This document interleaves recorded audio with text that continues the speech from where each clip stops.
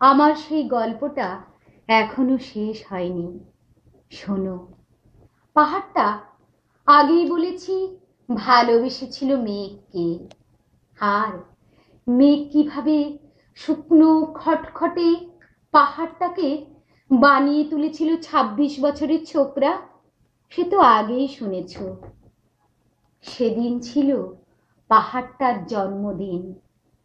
পাহাড় মেঘকে বললে, আজ তুমি লাল শাড়ি পরে আসবে।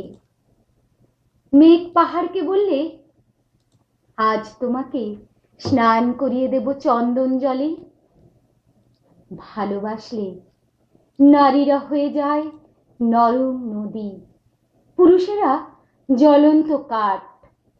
সেইভাবেই মেঘ ছিল পাহাড়ের আলিঙ্গনের আগুনে, পাহাড় ছিল মেঘের ঢেউ জলে। হঠাৎ আকাশ জুড়ে বেজে উঠল ঝড়ের জগঝম্প।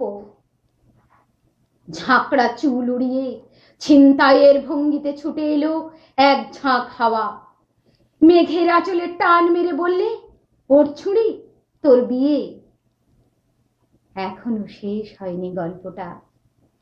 বজ্রের সঙ্গে মেঘের বিয়েটা হয়ে গেল ঠিকই, কিন্তু পাহাড়কে সে কোনোদিনই ভুলতে পারল না।